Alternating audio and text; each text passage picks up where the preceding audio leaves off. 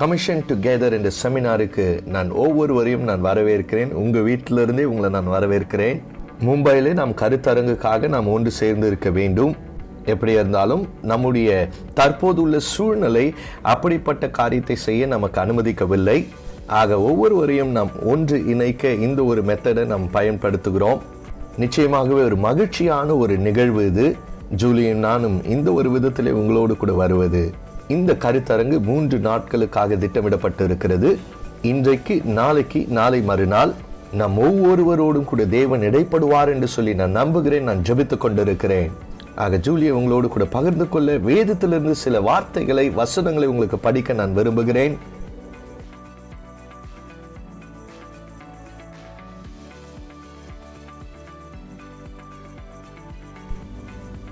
இந்த கருத்தரங்கிற்கு உங்களை வரவேற்கிறேன். இந்த கருத்தரங்கிற்கான தலைப்பு பிரஸ் ஆன், தொடருகிறேன். பிலிப்பியர் 3ஆம் அதிகாரம் 12ஆம் வசனத்திலிருந்து வாசிக்கிறேன். நான் அடைந்தாயிற்று அல்லது முற்றும் தேறினவன் ஆனேன் என்று எண்ணாமல், கிறிஸ்து இயேசுவினால் நான் எதற்காக பிடிக்கப்பட்டேனோ அதை நான் பிடித்து கொள்ளும்படி ஆசையாய் தொடருகிறேன். சகோதரரே, அதை பிடித்து கொண்டேன் என்று நான் எண்ணுகிறதில்லை. ஒன்று செய்கிறேன், பின்னானவைகளை மறந்து முன்னானவைகளை நாடி கிறிஸ்து இயேசுவுக்குள் தேவன் அழைத்த பரம அழைப்பின் பந்தய பொருளுக்காக லக்கை நோக்கி தொடருகிறேன். பிரஸ் ஆன், தொடர்ந்து முன்னேறுங்கள். அதுதான் நம்முடைய தலைப்பு. அதுதான் இந்த கருத்தரங்கனுடைய தலைப்பாக இருக்குது. ஆண்டவர் ஏற்கனவே செய்திருக்கிற ஏராளமான காரியங்களை நாம் நன்றி செலுத்த கொண்டாட போகிறோம். முதலாவது, இந்த 3 நாட்களை ஆண்டவருடைய கரங்களில் அர்ப்பணித்து நாம் முதலாவது ஜெபிக்க போகிறோம். பிதாவே, எங்களை இப்படியாக ஒன்றிணைத்ததற்காக, ஒன்று சேர்த்ததற்காக உமக்கு நன்றி செலுத்துகிறோம். உம்மை நாங்கள் துதிக்கிறோம். வெவ்வேறு தேசத்திலிருந்து உம்முடைய பிள்ளைகள் இப்படியாக நாங்கள் ஒன்று சேரும்படியாய், ஒன்று கூட்டும்படியாய், ஒன்று இணையும்படியாய் தந்த கிருபைக்காக நன்றி செலுத்துகிறோம். ஒவ்வொருவரும் தனிப்பட்ட விதத்திலே உம்மை அவர்கள் சந்திப்பார்களாக. உம்முடைய பிரசன்னத்தை அனுபவிப்பது மாத்திரம் அல்ல, பின் தொடரும்படியாக அந்த ஒரு கிருபையை பெற்றுக்கொள்ளத்தக்கதாக அவர்களுக்கென்று நீர் நியமித்து வைத்திருக்கிற அந்த வாக்கு தத்தத்தை, அவர்களுக்கென்று நீர் வைத்திருக்கிற அந்த ஓட்டத்திலே அவர்கள் பின் தொடர்ந்து ஓடும்படியாக நீர் வைத்திருக்கிற வாக்கு தத்தத்தை சுதந்திரித்துக் கொள்ளத்தக்கதாக அவர்களுக்கு கிருபை தருவீராக, பலப்படுத்துவீராக. இயேசுவின் நாமத்தில் ஜெபிக்கிறோம் எங்கள் நல்ல பிதாவே, ஆமேன். ஆராதனைக்கு செல்வதற்கு முன்பதாக கமிஷன் ஃபேமிலி அனுப்பியிருக்கிற வாழ்த்துதலை நாம் கேட்கலாம். गुजरात से आप सभी को नमस्ते। खुर्जा बुलंदशहर यूपी की तरफ से आप सबको सलाम। Hi, I'm Sydney. And I'm Cheryl. Welcome. From Mumbai, India. हम दोनों लोग मिलकर हरदोई उत्तर प्रदेश से कमीशन परिवार का स्वागत करते हैं। मैं अपने जीवन में कमीशन परिवार का स्वागत करता हूँ।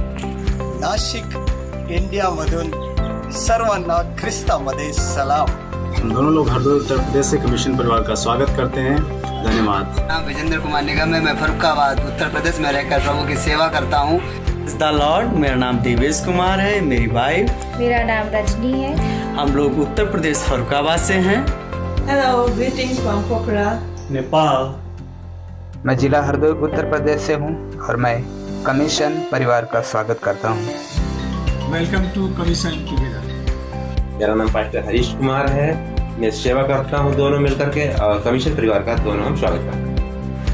हाय, ग्रीटिंग्स फ्रॉम बेलगाम, इंडिया। मैं एक साथ मिलकर कमीशन परिवार का स्वागत करता हूँ। जय मसीह की। मेरा नाम चांदनी है और हम कमीशन परिवार का स्वागत करते हैं। जय मसीह की। और हम दोनों मिलकर कमीशन परिवार का हरदोई में स्वागत करते हैं। नमस्कार, welcome to commission together. Welcome to commission church together. Hi, this is Usha David from Karwar, Karnataka. मुझे प्रभात चर्च सहारनपुर यूपी से आप सबको जय मसीह की। Greetings from Tura, north east India. आप सबको सलाम, जय मसीह। प्रभु यीशु मसीह के नाम में आप सबको जय मसीह की। मुंबई से आप सभी को सलाम। हेलो, जय मसीह की। मेरा नाम मिथुन कुमार है। Hello, I am Kailash Ojha from Malwadi. Welcome to commission together. Hello Goa से कमीशन टुगेदर में आप सभी का स्वागत है।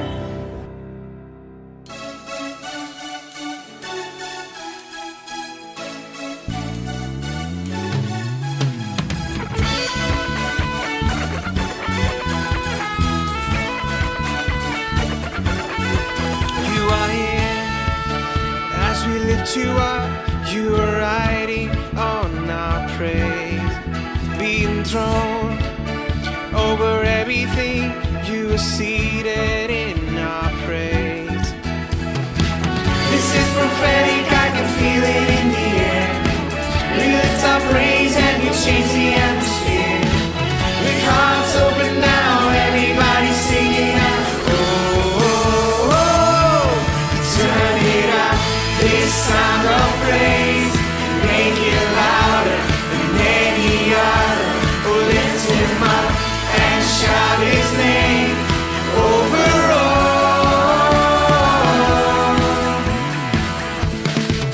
As we praise, I can feel the change as the presence now awaits. Hear the sound of the broken chains, prison doors are giving. This is prophetic, I can feel it in the air. We lift our praise and we change the atmosphere. With hearts open now, everybody singing out. I am free to turn it up. This sound of praise, make it louder than any other. Oh, lift him up and shout his name over all. Turn it up, this sound of praise, make it louder than any other. Oh, lift him up and shout his name over all.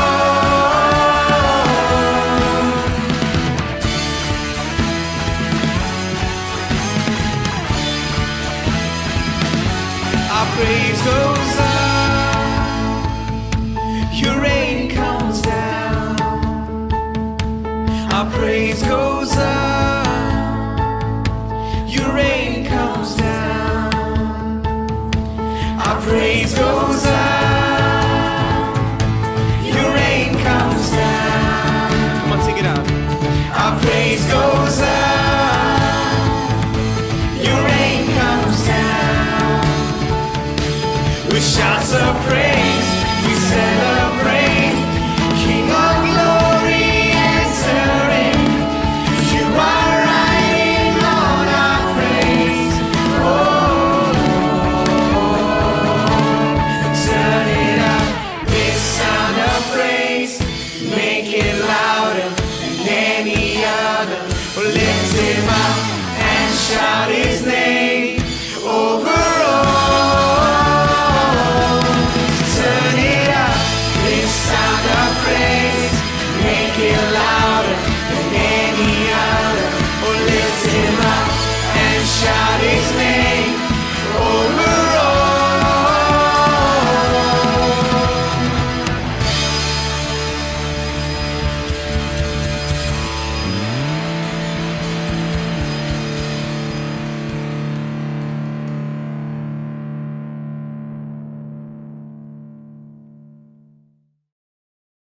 நல்ல worship பண்ணக்கூடிய ஆராதிக்கக்கூடிய நல்ல ஒரு வாய்ப்பை ஆண்டவர் கொடுத்தார். நல்ல ஒரு நேரம் அது. இவ்வளோ அழகாய் ஆராதனை நடத்திய ஒவ்வொருவருக்கும் நன்றி, மிகுந்த நன்றியை நான் தெரிவித்துக் கொள்ளுகிறேன். மிக அழகாய் உங்களுடைய ஆராதனை வர்ஷிப்பை நீங்கள் நடத்துனீங்க. மற்றும் நம்மை உற்சாகப்படுத்தக்கூடிய ஒரு செய்தி, நற்செய்தி. 5 வருடங்களுக்கு முன்பதாக 2020 ஆண்டுக்குள்ளாக 200 சபைகளை ஸ்தாபிக்க வேண்டும் என்று சொல்லி நாங்கள் விசுவாசத்தோடு நம்பிக்கையோடு ஜெபித்து கொண்டிருந்தோம். ஆமாம் ஜூலி, ஆண்டவர் நம்முடைய ஜெபத்தை கேட்டார். நம்ம 200 சபைகளையும் தாண்டி 219 சபைகளை நாம் ஸ்தாபித்திருக்கிறோம். ஜூலி சந்தோஷத்தில் இருக்கிறாங்க. இந்த கருத்தரங்கனுடைய தலைப்பு குறித்து நாங்கள் யோசித்துக் கொண்டிருந்த போது உண்மைதான், ஒரு கட்டத்தை நாம் அடைந்திருக்கிறோம், உயர்ந்திருக்கிறோம். ஆனா இதிலேயே தரித்திருக்க நிலைத்திருக்க விருப்பம் இல்லை. நாம் விசுவாசிக்கிறோம், தொடர்ந்து ஜெபிக்கிறோம். அடுத்த 10 ஆண்டுகளிலே ஆண்டவர் 1000 சபைகளை ஸ்தாபிக்க அவர் கிருபை செய்வாராக. அது பெரிய காரியம் என்று எனக்கு தெரியும். ஆனா என்ன தெரியுமா, 200 சபைகளை ஸ்தாபிக்க வேண்டும் என்று எடுத்த முயற்சியே விசுவாசத்தில் எடுத்த ஒரு படிதானே அது தவிர ஜெபத்தோடு அதை செய்தோம். அநேகர் கடினமாய் உழைத்தார்கள். அநேகருடைய உழைப்பு, அநேகருடைய ஜெபம், அநேகருடைய விசுவாசம். ஆக ஒவ்வொருவருக்கும் நான் நன்றி செலுத்துகிறேன். எங்கள் மீது நீங்க கொண்டிருந்த அந்த நம்பிக்கைக்காக நன்றி, உங்களுடைய ஜெபங்களுக்காக நன்றி, உங்களுடைய உதார குணத்துக்காக நன்றி. ஆக கர்த்தர் உங்களை ஆசீர்வதிப்பாராக. ஒரு பெரிய ஒரு கனவை ஆண்டவர் கொடுத்திருக்கிறார். 1000 சபைகள் அடுத்த 10 ஆண்டுக்குள்ளாக நாம் ஸ்தாபிக்கப்பட வேண்டும். ஆக விசுவாசத்தில் செயல்படுவோம், விசுவாசத்தில் முயற்சிப்போம், கர்த்தர் நிறைவேற்றுவார். ஆமேன், ஆமேன். ஓகே, கடந்த சில ஆண்டுகளாக ஆண்டவர் என்ன செய்தார் என்ற சில வீடியோ கிளிப்பிங்ஸை நம்ம பார்க்க போகிறோம். அந்த வீடியோஸை இப்போ நாம் பார்ப்போம். Our goal was to reach 200 churches before the year 2020 ended. At last year's conference, we had reported 99 commissioned churches. This year, we are so thrilled to report that we are well over 200 commissioned churches. Hallelujah. Praise God. I do want to commend the churches and also the SEND team for really taking on this goal and working hard towards seeing this accomplished. We would have loved to have celebrated this in a physical space, but because we are unable to do so, we gathered with these new leaders who joined the Commission family on the 5th of November, where we had a wonderful time of praying and sharing with one another. In a short while, we're going to hear from some of these key leaders that have joined us. Do listen in. God bless. मैं Robinson Kashmir Kathmandu से। जब मैं family अच्छी तरह से बना सकता हूँ तो मैं मंडली अच्छी तरह से बना सकूँगा। जॉन ब्रदर और सिडनी ब्रदर से मिला तब मुझे बहुत कुछ सीखने को मिला।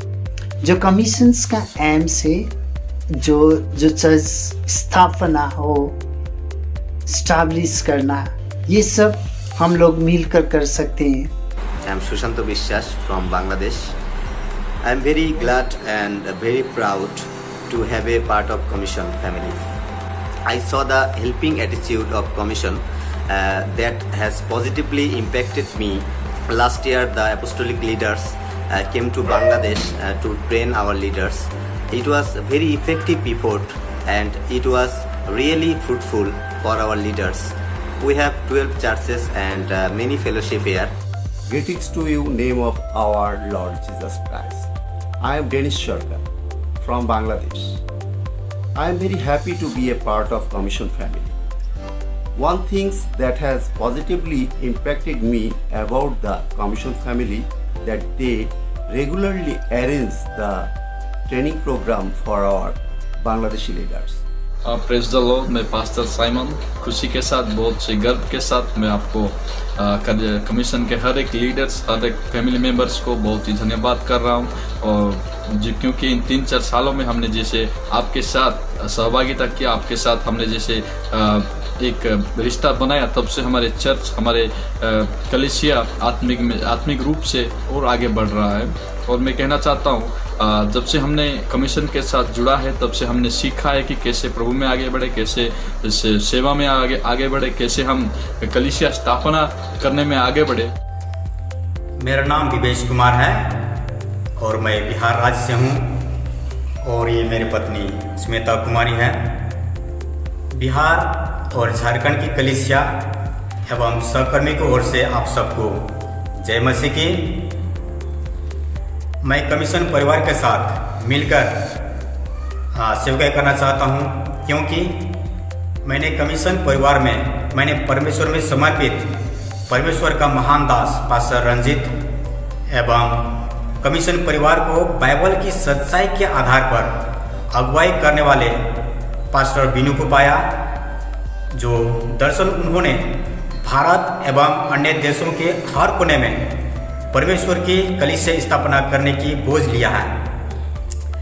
इस महान कार्य से मैं बहुत ही प्रभावित हूँ। सभी को जय मसीह की। मैं योगेश लाल मेरठ उत्तर प्रदेश से, और मैं प्रभु को धन्यवाद करता हूँ कि उन्होंने मुझे कमीशन टीम के साथ सेवा करने का अवसर दिया। इसके लिए मैं प्रभु को धन्यवाद करता हूँ। जो मैंने देखा उनका मसीह यीशु में प्रेम, जो भाईचारे का प्रेम है, वो उनके जीवन से प्रकट होता है और वो हमें अच्छा लगा है। और हमने ये महसूस किया कि हम साथ मिलकर एक और बड़े क्षेत्र में और बड़े एरिया में हम लोग कार्य करने पाएंगे। मैं pastor Jaipal Singh from district state UP Khurja से। मैं वास्तव में परमेश्वर का धन्यवाद करता हूं कि इन दिनों में हम कमीशन के साथ बहुत कुछ सीख रहे हैं। हमारी टीम एक्साइटेड है। परमेश्वर का धन्यवाद। मैं यही कहना चाहूँगा कि हम इस प्रदेश में हम मिलकर परमेश्वर के राज्य की बढ़ोतरी के लिए कांधे से कांधे मिलाकर हम सेवा कर सकें। मधु मीठे नाम में आप सभी को जय मसीह की। मैं संजीव लाल फरकाबाद यूपी से, और प्रभु ने अवसर दिया कि एक बड़े ग्लोबल एक संस्था के संग, कमीशन परिवार के संग जुड़ने का परमेश्वर ने अवसर प्रदान किया कि हम जो यूपी के एक छोटे से क्षेत्र में सेवा कर रहे थे, लेकिन अब हम कमीशन के संग मिलकर यूपी के क्षेत्र में सेवा करेंगे, जिसके जरिए हम परमेश्वर के राज्य को इस यूपी के हर एक गाँव, हर एक शहर, हर एक मोहल्ले तक पहुँचाने में। मैं अमित कुमार सहारनपुर यूपी से।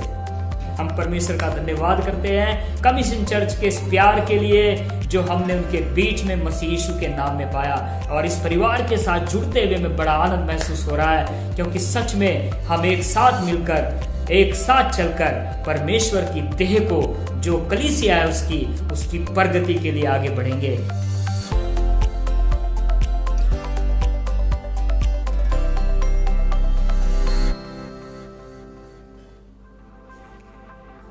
நம்ம இருக்கிற இந்த காலங்கள் எவ்வளவு ஆச்சரியமானவைகளாக இருக்கிறது. இந்த கருத்தரங்குக்காக நாங்கள் திட்டமிட்டு கொண்டு இருந்தபோது அதை மும்பையில் நடத்தணும் அப்படின்னு சொல்லி யோசித்தோம். இந்த 2020ஆம் ஆண்டுக்குள்ளாக 200 சபைகளை ஸ்தாபிக்க நினைத்தோம்.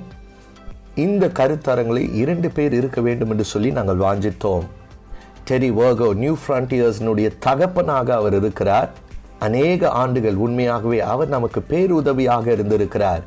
10 ஆண்டுகளுக்கும் அதிகமாக மிக நெருக்கமாக நம்மோடு கூட பணிபுரிந்து கொண்டிருக்கிறார்.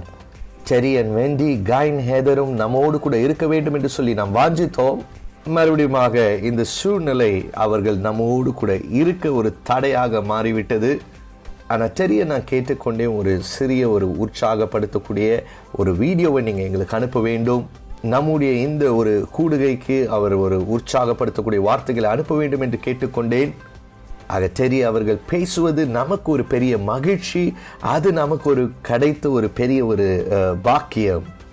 ஆக ஜூலிக்கு எனக்கு உண்மையாகவே ஒரு பெரிய ஒரு பாக்கியம். அவர்கள் நம்மை உற்சாகப்படுத்துவது, தேவனுடைய வார்த்தையிலே நம்மை அவர்கள் பலப்படுத்துவது நமக்கு கிடைத்த ஒரு பாக்கியம், நமக்கு கிடைத்த ஒரு ஸ்லாக்கியமாகவே அதை நான் கருதுகிறேன்.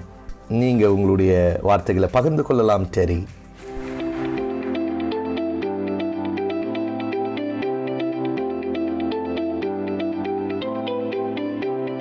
ஹலோ, வெண்டியும் நானும் நவம்பர் கான்ஃபரன்ஸில் உங்களோடு கூட இருப்போம் என்று சொல்லி நாங்கள் வாஞ்சித்தோம். தனிப்பட்ட விதத்தில் உங்களோடு கூட இருக்க முடியவில்லை என்று சொன்னாலும், ஆனால் ஆன்லைன் மூலியமாய் உங்களோடு கூட இருப்பது மிகுந்த மகிழ்ச்சி.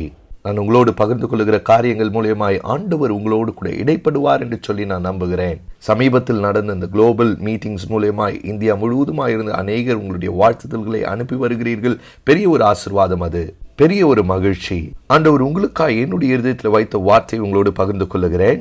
எபிரேயர் 6ஆம் அதிகாரம் 11ஆம் வசனத்தில் அது இருக்கிறது. நீங்கள் அசதியாயிராமல் வாக்குத்தத்தமான ஆசீர்வாதங்களை விசுவாசத்தினாலும் நீடிய பொறுமையினாலும் சுதந்திரித்துக் கொள்ளுகிறவர்களை பின்பற்றுகிறவர்களாயிருந்து. அசதியாய் இராமல், NIV மொழிபெயர்ப்பு சொல்கிறது சோம்பலாய் இராமல். மற்றொரு மொழிபெயர்ப்பில் அதே கிரேக்க வார்த்தையை பயன்படுத்தி இருக்கிறார்கள், மந்தமாய் இராமல். இப்படிப்பட்ட இந்த ஊரடங்கின் நாட்களில் நம்முடைய எதிர்பார்ப்புகளில் தளர்ந்து போயிருக்கலாம். ஆண்டவர் நமக்கென்று வைத்திருக்கிற சித்தத்தை, நோக்கத்தை நிறைவேற்றுகிற அந்த காரியத்தில் தளர்ந்து போயிருக்கலாம். ஆவியிலேயும் மந்தமாய் போயிருக்கலாம். அப்படி நாம் மந்தமாய் அசதியாய் இருக்கக்கூடாது. எந்தெந்த விதத்திலே நாம் அசதியாய் இருக்கிறோம்? முதலாவது, மனதளவிலே நாம் அசதியாய் இருக்கக்கூடும். காரியங்களை விசாரிக்கிறதுக்கு பெரிய ஒரு ஈர்ப்பு இருக்காது. உங்களை கவரக்கூடிய புத்தகங்களையோ அல்லது உங்களை ஈர்க்கக்கூடிய காரியங்களிலேயோ உங்களை ஈடுபடுத்திக் கொள்ள உங்களை நான் உற்சாகப்படுத்துகிறேன். உங்களுடைய இருதயத்தை அசைக்கக்கூடிய புத்தகங்களை எடுத்து வாசிங்க. உங்கள் சிந்தனையை செயல்படுத்துங்க. என்னுடைய மனதிலே அசதியாய் நான் இருக்கக்கூடாது. இந்த ஊரடங்கின் காலத்தில் ஒரு புத்தகத்தை எழுதும்படி நான் தூண்டப்பட்டேன். அது எனக்கு ஒரு புத்துணர்ச்சியை தந்தது. என்னுடைய சிந்தையை அது சுறுசுறுப்பாக வைத்துக் கொண்டது. அடுத்தது நம்முடைய உணர்ச்சிகள் நிறைவேற்றப்பட வேண்டும். தேவனிடத்தில் நம்முடைய உணர்ச்சிகள் நிறைவேற்றப்படாவிட்டால் நம்முடைய ஆத்துமா ரகசியமாய் அதை தேட ஆரம்பிக்கும். அந்த உணர்ச்சிகள் நிறைவேற்றப்படாவிட்டால் ஆத்துமா ரகசியமாய் வேறெங்கேயாவது அது நிறைவேறும்படி தேட ஆரம்பிக்கும். வேதம் சொல்லுகிறது, தேவன் சொல்லி முடியாத சந்தோஷத்தினால் நம்மை அவர் நிரப்புவார், மகிமையில் நிரப்புவார். வேறொரு விதத்தில் சொல்ல வேண்டுமானால் இயேசுவினுடைய பிரசன்னத்திலே நீங்கள் நிறைவாய் பெற்றுக்கொள்ள முடியும். இயேசுவின் இடத்திலே அதை நீங்கள் பெற்றுக்கொள்ள முடியவில்லை என்றால் நீங்கள் வேறு எங்கேயாவது தேடுவீர்கள். அது நிறைவேற்றப்படாத விதத்திலே மந்தமாய் மாறுவீர்கள். தேவனை அனுபவிக்க வேண்டும் என்ற எதிர்பார்ப்பு மங்கி போய் விடுகிறது. அவர்களே மகிழ்ந்து சந்தோஷமாய் இருக்க வேண்டிய அந்த ஒரு அனுபவம் மங்கி போய் விடுகிறது. உங்க உணர்ச்சிகளை மந்தமாக நீங்க விடக்கூடாது. காலையில நான் எழுந்திருக்கும் பொழுது அவர் எனக்காய் செய்திருக்கிற காரியங்களை குறித்து நான் அதிகமாய் சந்தோஷப்படுவேன், உற்சாகப்படுவேன்.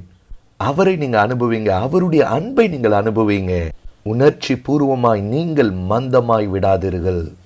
மூன்றாவதாக நம்முடைய தன்னம்பிக்கை. உங்களுடைய தன்னம்பிக்கையை இழந்து போகாதிருங்க. ஒழுக்கத்திலே பின்வாங்கி போய்கொண்டிருக்கலாம். ஒழுக்கமின்மை ஒழுக்கத்திலே பின்வாங்கி போய்கொண்டிருக்கலாம். நம்ம ஏதோ சட்டவாதிகள் கிடையாது. தேவனுடைய கிருபை நம்மை நியாய பிரமாணத்திலிருந்து விடுதலையாக்கி இருக்கிறது. நமக்கு சட்டங்கள் அவசியமில்லை. ஆனால் ஒழுக்கம் நம்முடைய அழைப்பை நிறைவேற்றுகிறதற்கு உதவியாக இருக்கிறது. ஆக ஒழுக்கத்தோடு இருப்பது நல்லது. நல்ல சாய்ஸை தேர்ந்தெடுக்க எனக்கு விருப்பம். நேரத்தில் ஒழுக்கத்தை கடைபிடிக்க வேண்டும். ஏதோ எழுந்திரிச்சோம், நெட்ஃப்ளிக்ஸில் நேரத்தை செலவழிக்கிறோம், கண்ட காரியங்களில் நேரத்தை அப்படி இல்லை. நல்ல ஒழுக்கமான காரியங்களை செய்யணும். ஆக நான் இயேசுவை சந்திக்க முடியும், அவரிடத்திலிருந்து கற்றுக்கொள்ள முடியும். நீங்க சில ஒழுக்கங்களை கடைபிடிக்கலன்னா நீங்க சறுக்குவீங்க. தேவனுக்குள்ளாய் நீங்கள் வளர முடியாது. நீங்கள் அசதியாய் மாறிவிடுவீர்கள். இது ரொம்ப சுவாரஸ்யமா இருக்கு. அசதியாய் இருக்கிறவனும் ஒரு சாதாரண மனிதன் தான். ஆனா தவறான தேர்வுகளை அவன் எடுக்கிறான். சோம்பேறியினுடைய ஆத்துமா விரும்பியும் ஒன்றும் பெறாது. அதுதான் வேதம் சொல்லுகிறது. காரணம் என்ன? அவன் நல்ல தேர்வுகளை தேர்ந்தெடுப்பதில்லை. பிரசித்தி பெற்ற ஒரு வாக்கியம், முதிர்ச்சி வயது ஆகிறதுனாலே வருகிறதா? இல்லை, அவர் சொல்லுகிறார், முதிர்ச்சி பொறுப்புகளை எடுத்துக்கொள்வது நிமித்தமாக வருகிறது. அது நிமித்தமாக தான் ஒரு மனிதன் முதிர்ச்சியை அடைகிறான், பெற்றுக்கொள்ளுகிறான். உங்களுடைய வாழ்க்கையின் பொறுப்புகளை நீங்கள் எடுத்துக்கொள்ளுங்கள். வயது நிரம்பி இருக்கிற அநேகரை எனக்கு தெரியும், முதிர்ச்சி இல்லாமல் வயது மாத்திரமே ஆகியிருக்குமே தவிர, ஆனால் அவர்களுடைய வாழ்க்கையில எந்த ஒரு முதிர்ச்சியையும் காண முடியாது. ஆனா முதிர்ச்சி அடைந்திருக்கிற இளம் வாலிபர்களை எனக்கு தெரியும். பொறுப்புகளை நீங்க எடுத்துக்கொள்ளுங்க. கடமைகளை, பொறுப்புகளை நீங்க எடுத்துக்கொள்ள வேண்டும். ஆக எண்ணத்திலே மனதளவிலே அநேக காரியங்களை குறித்து சிந்தித்து கொண்டிருங்க, யோசித்து கொண்டிருங்க. இருதயத்திலே உங்களுடைய உணர்ச்சிகள் நிறைவேறும்படி எதிர்பார்த்து கொண்டிருங்கள். ஆக என்னுடைய சித்தத்திலே நான் எடுக்க வேண்டிய தீர்மானங்களிலே, ஆக நாம் அசதியாய் போகிறவர்கள் அல்ல, நாம் மந்தமாய் போகிறவர்கள் அல்ல. அது மிக சோகமாய் இருக்கிறது. இப்படிப்பட்ட காலத்திலே சோர்ந்து போகிறார்கள், மந்தமாய் போகிறார்கள், வழி தவறி நாம் போகிறோம். ஆக அதுக்கு மாற்று என்ன? கடினமாய் உழைக்கணும், அயராமல் உழைக்கணும். அதை நான் சொல்லல. வசனம் என்ன சொல்லுதோ அதற்கு உண்மையா இருக்கணும். வசனம் என்ன சொல்லுகிறது? நீங்கள் அசதியாயிராமல் வாக்குதத்தமான ஆசீர்வாதங்களை விசுவாசத்தினாலும் நீடிய பொறுமையினாலும் சுதந்திரித்துக் கொள்ளுகிறவர்களை பின்பற்றுகிறவர்களாயிருங்கள். ஆக வேதத்தில் ஏராளமான புருஷர்களும் ஸ்திரீகளும் அவர்களுக்கு வாக்குதத்தம் பண்ணப்பட்டதை எப்படி சுதந்திரித்துக் கொண்டார்கள் என்ற ஏராளமான எடுத்துக்காட்டுகளை நமக்கு காண்பிக்கிறது. ஆக அவர்களை பின்பற்ற நாம் அழைக்கப்பட்டிருக்கிறோம். பின்பற்றதான வேண்டும் என்று சொல்லி அதை சாதாரணமாக எடுத்துக்கொள்ள கூடாது. புதிய ஏற்பாட்டிலே பின்பற்றுதல் என்ற வார்த்தை முற்போக்காய் தான் பயன்படுத்தப்பட்டிருக்கிறதை தவிர பிற்போக்காய் அது பயன்படுத்தப்படவில்லை. அது மாத்திரமல்ல, அதை தொடர்ந்து எப்பொழுதும் செய்ய வேண்டியதாக இருக்கிறது. எப்பொழுதும் அதை தொடர்ந்து செய்கிறவர்களாக நாம் இருக்க வேண்டும். பின்பற்றுதல் என்றால் என்ன? பார்த்து கொண்டே இருக்க வேண்டும். பழைய ஏற்பாட்டில் இருக்கிற ஹீரோஸை, விசுவாச ஹீரோஸை நீங்க பார்த்து கொண்டிருங்க. அவர்களுடைய விசுவாசத்தை நாம் பின்பற்ற முடியும். காரணம், தேவன் அவர்களுக்கு வாக்குதத்தம் பண்ணி கொடுத்ததை அவர்கள் சுதந்திரித்துக் கொண்டார்கள். ஆக அசதியா இருக்கும்போது என்ன ஆகிறது? ஆண்டவர் நமக்கென்று வைத்திருக்கிற காரியங்களிலிருந்து நாம் திசை மாறி போய்விடுகிறோம். ஆண்டவர் உங்களுக்கு வாக்குத்தத்தங்களை கொடுத்திருக்கிறார். அதை உங்க பைபிளில் நீங்க கோடிட்டு வைத்து இருப்பீங்க. ஆண்டவர் இந்த தேதியில இந்த நாளில் இந்த வாக்குத்தத்தத்தை கொடுத்தார். பொதுவான வாக்குத்தத்தங்கள் இருக்கிறது. ஒவ்வொருவரும் கனி கொடுக்கிறவர்களாக இருக்க வேண்டும். நாம் அதிலிருந்து சறுக்கி போகிறவராக இருக்கக்கூடாது. ஆக விசுவாசத்தோடு பொறுமையோடு சுதந்திரித்து கொண்டவர்களை நாம் பின்பற்றுகிறவர்களாக இருக்க வேண்டும். விசுவாசனாலே அநேக நேரத்தில் எப்படி யோசிப்போம், அதை உடனடியாக விசுவாசத்தில் நான் சுதந்திரித்து கொள்ளணும். இல்லை, பொறுமையோடு கூட விசுவாசத்தில் காத்திருக்க வேண்டும். யோசிப்பு அதற்கு ஒரு நல்ல முன்மாதிரியாய் இருக்கிறார். ஆண்டவர் யோசிப்புக்கு அற்புதமான வாக்குத்தத்தங்களை கொடுத்திருந்தார். ஆண்டவர் அவனுக்கு ஒரு தரிசனத்தை கொடுத்தார். அவன் ஆளுகை செய்வான், அவனுடைய சகோதரர்கள் அவனை வணங்குவார்கள், அவனுக்கு ஒரு அற்புதமான எதிர்காலம் இருக்கிறது. ஆனா அதன் பின்பு வாழ்க்கை தலைக்கீழாய் மாறியது. அவனுடைய சகோதரர்களே அவனுக்கு விரோதமாய் மாறினார்கள். எகிப்தியருக்கு அவன் விற்கப்பட்டான். அங்கே அவன் மீது பொய்யான குற்றச்சாட்டு சுமத்தப்படுகிறது. போத்திபார் மனைவி அவன் மீது பொய்யான ஒரு குற்றச்சாட்டை அவன் மீது சுமத்துகிறதை நாம் அறிந்திருக்கிறோம். அதன் பின்பு அவன் சிறைப்படுத்தப்படுகிறான். அவனுடைய வாழ்க்கையில நடக்கிற ஒவ்வொரு காரியமும் வாக்கு தத்தத்திலிருந்து பின்னடைய செய்கிற காரியங்களாக தான் இருக்கிறது. ஆனா ஆச்சரியமான காரியம் இதுதான், அவன் சிறையிலே அவன் இருக்கிறான். யாரும் தன்னை நேசிக்கிறதற்கு இல்லை. கொடூரமான ஒரு சூழ்நிலையில, பரிதாபமான ஒரு சூழ்நிலையில இருக்கிறான். அவனோடு கூட சிறையில 2 பேர் சிறைப்படுத்தப்படுகிறார்கள். ஒரு நாள் அவர்கள் சொல்லுகிறார்கள், எங்களுக்கு ஒரு சொப்பனம் வந்தது. 2 பேருக்குமே சொப்பனம் வந்தது. பாருங்க, யோசிப்பு இப்படி சொல்லியிருக்கலாம், எனக்கு கூட சொப்பனங்கள்லாம் வந்தது, சொப்பனம்னா எனக்கு என்னன்னு தெரியும் அப்படின்னு சொல்லி. ஆனா அப்படி அவன் சொல்லல. உங்களுடைய சொப்பனம் என்ன, அதை என்னிடத்துல சொல்லுங்க.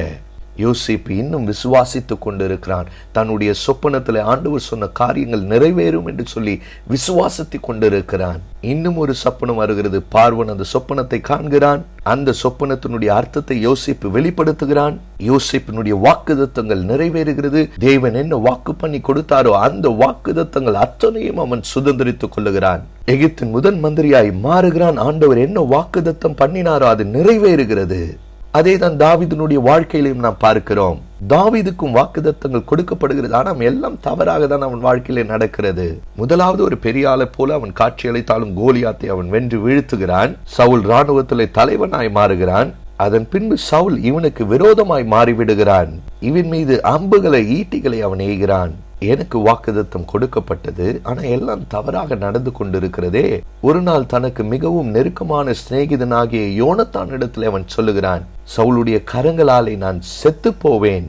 யோனத்தான் அவனை பார்த்து சொல்லுகிறான், இல்ல இல்ல, நீ சாக போகிறதில்லை, நீ ராஜாவாய் அபிஷேகம் பண்ணப்பட்டிருக்கிறாய். அதுதான் நமக்கு அவசியமாக இருக்கிறது. நமக்கு நெருக்கமான சகோதரன் நம்மோடு கூட விசுவாசிக்க வேண்டும்.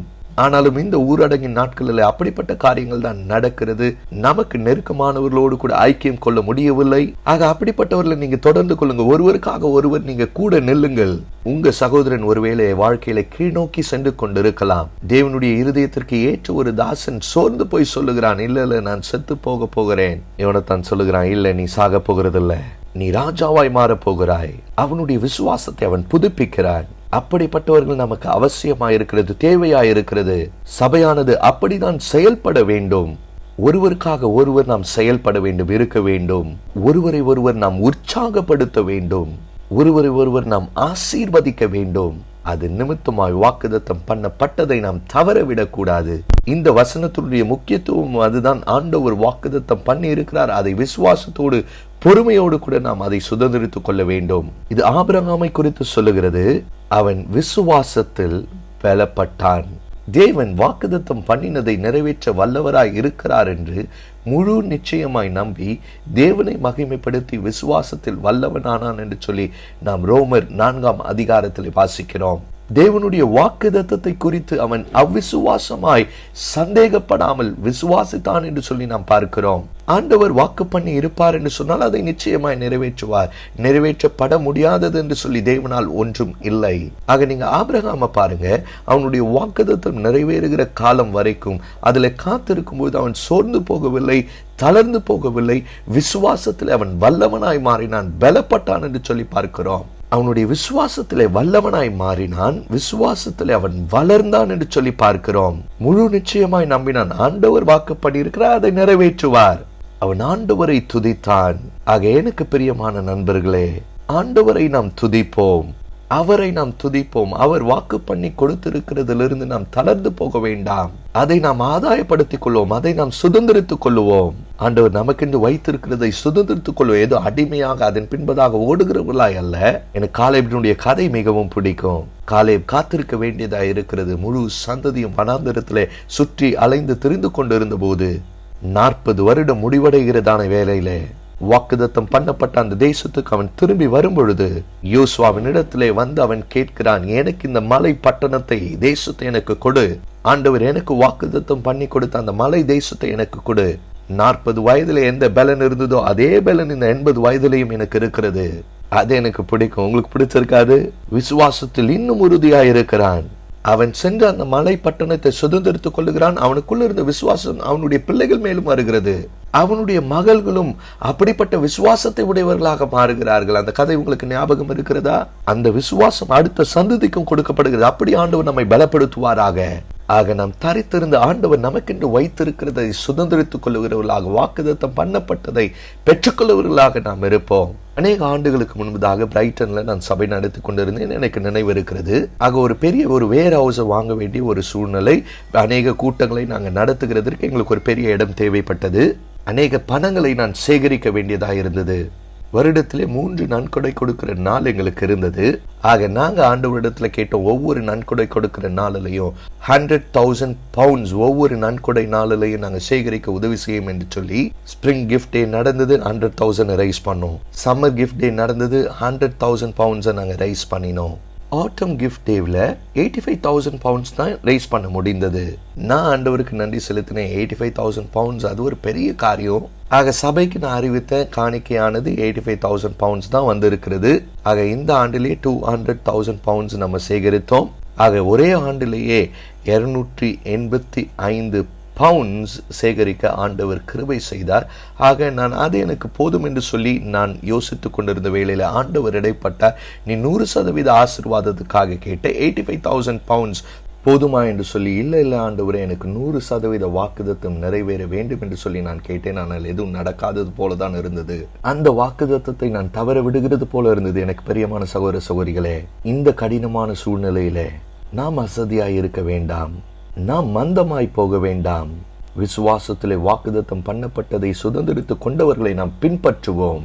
பொறுமையோடு அதை சுதந்திரித்துக் கொள்வோம். ஆண்டவர் உங்களோடு கூட இருப்பாராக. எனக்கு பிரியமான சகோதர சகோதரிகளே, நீங்க முன்னேறி செல்லும் போது ஆண்டவர் உங்களுக்கு என்று வைத்திருக்கிற ஒவ்வொரு வாக்குதத்தத்தை நீங்கள் சுதந்திரித்துக் கொள்வீர்களாக. இந்தியா முழுவதுமாய் சபைகள் ஸ்தாபிக்கப்படுகிறதை நாம் பார்ப்போம். அடுத்த சந்ததியினருக்கும் சுகத்தையும் பலத்தையும் நாம் வாஞ்சிப்போம். நீங்கள் முன்னேறி செல்லும்போது கர்த்தர் தாமே உங்களை ஆசீர்வதிப்பார் ஆக.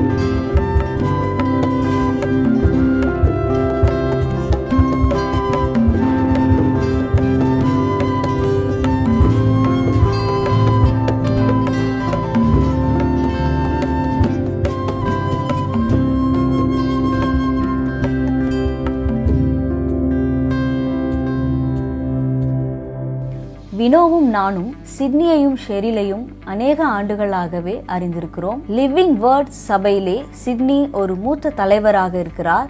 அப்போஸ்டலிக் டீமில் ஒரு பங்காகவும் இருக்கிறார். ஆக இந்த செஷனில் சிட்னியை அறிமுகப்படுத்துவதில் எங்களுக்கு ஒரு பாக்கியம்.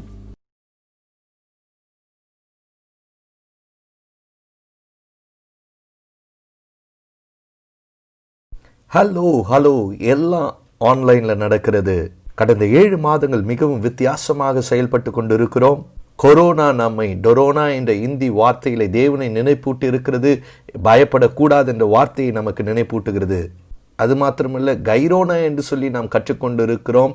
எந்த மனதளவிலே, மன சோர்விலே, அந்த சூழ்ச்சியிலே, அந்த கண்ணியிலே நாம் விழுந்து விடாதபடிக்கு படோனா, தேவனுடைய வார்த்தையிலே சத்தியத்திலே மூழ்கி இருக்கிற அந்த சத்தியத்தை நாம் கற்றுக்கொண்டு இருக்கிறோம். ஜியோனாவுக்கு வழி நடத்தப்படுகிறோம். பரிசுத்த ஆவியின் நிறைவான பலத்தில் செயல்படும்படியாய். சரீர பிரகாரமாய் உங்களை நாங்கள் சந்திக்க முடியவில்லை என்று சொன்னாலும் தேவனோடு கூட ஏதோ ஒரு விதத்திலே நாம் ஒருவரோடு ஒருவர் அனுதினமும் சார்ந்து கொள்ள சந்திக்க கிருபை செய்திருக்கிறார். ஆக இந்த வேளையில ஒவ்வொரு மூப்பருக்கும், சபை மூப்பருக்கும், ஒவ்வொரு ஊழிய மூப்பருக்கும், ஒவ்வொரு ஸ்மால் குரூப் லீடர்ஸுக்கும் நான் உங்களை அன்பிலையும் நம்பிக்கையிலையும் ஒவ்வொருவர் உற்சாகப்படுத்த நான் அழைக்கிறேன். முதியவர்கள், இளம் வாலிபர்கள், தம்பதியினர்களை உற்சாகப்படுத்துங்க. வேலையை இழந்து, சம்பளத்தை இழந்து இருக்கிறவர்களை நீங்கள் உற்சாகப்படுத்துங்க. தொடர்ந்து வழி நிறைந்த இந்த உலகத்தை சந்தியுங்க. கர்த்தர் ஆசீர்வதிப்பார். இந்த கருத்தரங்களை பேசக்கூடிய வாய்ப்பு கொடுத்த வினு, உங்களுக்கு நன்றி. ஆண்டவர் உங்களை ஆசீர்வதிப்பார், உங்களை உற்சாகப்படுத்துவார் என்று சொல்லி நான் நம்புகிறேன். மறுபடியும் பார்த்து கொண்டு இருக்கிறவர்களுக்கு இந்த சவாலான ஒரு காரியத்தை நான் அறிவிக்கிறேன். 10 தேசங்களுக்கும் மேலாய், 100 சபைகளுக்கும் மேலாய், ஆயிரக்கணக்கான வாழ்க்கைகள் மறுரூபம் அடைய போகிறதை நாம் பார்க்க போகிறோம். 5 வருடங்களுக்கு முன்பதாக 200 சபைகளை ஸ்தாபிக்க வேண்டும் என்று எண்ணினோம். இப்பொழுதும் சாத்தியமில்லாத ஒரு இலக்கை அடைய நாம் முற்படுகிறோம். 1000 சபைகள் அடுத்த 10 ஆண்டுகளுக்குள்ளாக, 2030 ஆண்டுக்குள்ளாக. இன்னும் அநேக தேசங்களை நாம் சந்திக்க வேண்டும், ஜனங்களை நாம் சந்திக்க வேண்டும். இன்னும் சுவிசேஷம் செல்லாத இடங்களுக்கு நாம் சுவிசேஷத்தை அறிவிக்க வேண்டும், கிறிஸ்துவை நாம் பிரசங்கிக்க வேண்டும். பவுல் அப்போஸ்தலன் சொல்றது போல இது சாத்தியமா? நாம் சந்திக்க முடியுமா? உங்கள் சபை எப்படி, உங்களுடைய தரிசனம் எப்படியாய் இருக்கிறது? தரிசனத்துக்கு செயல்படுங்க. தனிப்பட்ட விதத்தில் நீங்கள் சந்தியுங்கள். நம்முடைய சபையில் இருக்கிற ஒவ்வொருவரும் எப்படி தொடர்ந்து செல்ல முடியும்? ஆண்டவர் நமக்கு கொடுத்திருக்கிற காரியத்திலே நாம் அந்த காரியத்தை எடுத்துக்கொண்டு செயல்படுவோம். ஆக அதற்கு ஆதாரமாக இந்த நாளிலேயும் ஒரு வேத பகுதியை நான் வாசிக்கிறேன். பிலிப்பியர் 3 அதிகாரம் 12 வசனத்திலிருந்து 14 வசனங்கள். நான் அடைந்தாயிற்று அல்லது முற்றும் தேறினவனானேன் என்று எண்ணாமல், கிறிஸ்து இயேசுவினால் நான் எதற்காக பிடிக்கப்பட்டேனோ அதை நான் பிடித்து கொள்ளும்படி ஆசையாய் தொடருகிறேன். சகோதரரே, அதை பிடித்து கொண்டேன் என்று நான் எண்ணுகிறதில்லை. ஒன்று செய்கிறேன், பின்னானவைகளை மறந்து முன்னானவைகளை நாடி கிறிஸ்து இயேசுவுக்குள் தேவன் அழைத்த பரம அழைப்பின் பந்தய பொருளுக்காக இலக்கை நோக்கி தொடருகிறேன். அநேகர் உங்களுடைய சபையிலே வாசிக்க கேட்ட இந்த பகுதியிலிருந்து நீங்கள் பிரசங்கித்திருப்பீர்கள். இதனுடைய பின்னணியை அறிந்து கொள்வது நல்லது. அப்போஸ்தலனாகிய பவுல் சிறைச்சாலையிலிருந்து இந்த நிருபத்தை எழுதுகிறார். ரோம சிறைச்சாலையிலே பிலிப்பு பட்டணத்திலே பிலிப்பு சபைக்கு எழுதுகிறார். யூரோப்ல முதல் சபை சீலாவோடு கூட அந்த சபையை அவர் ஸ்தாபிக்கிறார். மக்கதோனியாவிலே பெற்றுக்கொண்ட அந்த தரிசனத்தின்படி செயல்படுகிறார். அங்கே லிதியா என்னும் ஒரு ஸ்திரீயை சந்தித்து அவளுக்கு பிரசங்கிக்கிறாள். அவள் விசுவாசித்து பவுலையும் சீலாவையும் தன்னுடைய வீட்டுக்கு அழைக்கிறாள். அதுதான் சபையினுடைய ஆரம்பமாக இருந்தது. உங்களுடைய சபையை ஆரம்பித்த போது உங்களுடைய அனுபவம் அப்படியாக தான் இருந்திருக்கும். ஷெரிலுக்கும் எனக்கும் அதே அனுபவம் தான். திருமணமாகி 6 மாதங்கள் கழித்து நாங்கள் நாசிக்கு சென்றோம். ஜானும் மோலி ஹோல்ஃபீல்டும் எங்களோடு இருந்தார்கள். அங்கே கூடின அந்த ஒரு சிறு கூட்டத்தின் மத்தியிலே, ஜனங்கள் மத்தியிலே நாங்கள் சென்றோம். ஆக ஒரு மகிழ்ச்சி கலந்த ஒரு பயமாக இருந்தது. அங்கே கூடின ஜனங்களுக்கு இயேசுவை பற்றி அறிவித்தோம், இயேசுவினுடைய அன்பை அறிவித்தோம். முதல் முறையாக நாங்கள் கற்றுக்கொண்டோம் எப்படி உண்மையான ஒரு எதிர்ப்பு இருக்கும். அதாவது சரீர பிரகாரமாய், இரத்த பிரகாரமாய் அல்ல, வான மண்டலங்களில் இருக்கிற பொல்லாத சேனைகளினுடைய எதிர்ப்பை. எங்களுக்கு நினைவு இருக்கிறது, என்னுடைய 2 வயது மகள் திடீரென வலியிலே துடிக்கிறாள். ஒரு கொடூரமான சொப்பனத்தின் மூலியமாக பிசாசானவன் சரீர பிரகாரமாய் அவளை ஒடுக்கிறதை நாங்கள் பார்த்தோம். அப்படிப்பட்ட விசித்திரமான கடினங்களை சபை வாழ்க்கையிலையும் நாங்கள் பார்த்தோம். ஆனா நாங்கள் தொடர்ந்து முன்னேறி கொண்டிருந்தோம். இந்த நாளிலே நாசிக் முழுவதுமாய் அப்படிப்பட்ட போராடி ஜெயிக்கிற சபைகளை எங்களால் ஸ்தாபிக்க முடிந்தது. விட்டுவிடலாமா என்று சொல்லி யோசித்த நேரங்கள் உண்டு. இந்த இடத்தை விட்டு கடந்து போகலாமான்னு யோசித்த நேரங்கள் உண்டு. ஆனால் அப்படி செய்யவில்லை என்பதற்காக நன்றி செலுத்துகிறோம். அவருடைய கிருபை எங்களை தாங்கினது, பலப்படுத்தியது. சபையை ஸ்தாபித்த நீங்கள், ஆரம்பித்த நீங்களும் கூட இப்படிப்பட்ட ஒரு நெருக்கடியை, எதிர்ப்புகளை சந்தித்துக் கொண்டிருக்கலாம் அல்லது சந்தித்திருக்கலாம். ஆனால் நீங்களும் விட்டுவிடாதீர்கள், தொடர்ந்து முன்னேறுங்கள். உங்களில் அநேகர் கிறிஸ்தவர்களாக கிறிஸ்தவ சபையிலே நீங்கள் வளர்ந்திருக்கலாம். இயேசு கிறிஸ்துவை அறியாத சமுதாயத்திற்கு, கிறிஸ்தவர்கள் என்றாலுமே அச்சுறுத்தலாக, பயமுறுத்தலாக பார்க்கிறவர்கள் மத்தியிலே இயேசுவை நீங்கள் இன்னும் சொல்லாமல் இருக்கலாம். தேவன் சொல்லுகிறதற்கு நீங்கள் கீழ்ப்படிந்து விசுவாசத்தில் செயல்பட்டு சபையை ஸ்தாபியுங்கள், அல்லது சபையை ஸ்தாபிக்கிறவர்களோடு கூட நீங்கள் ஒட்டி இருங்கள், அல்லது உங்களுடைய சௌகரியமான இடத்திலிருந்து எழும்பி கர்த்தருடைய வட்டத்துக்குள்ளாய் நீங்கள் வாருங்கள். நாம் ஒன்று சேர்ந்து காரியங்களை செயல்படுத்துவோம். உங்களுக்கு தெரியும், சபையை ஸ்தாபிப்பது என்பது ஒரு கம்பெனியை ஸ்டார்ட் பண்ணுகிறது போலதான். சிலர் பணிபுரிவார்கள், சிலர் வேலை செய்ய மாட்டார்கள். அது பரவாயில்ல, நாம் கற்றுக்கொள்கிறோம்.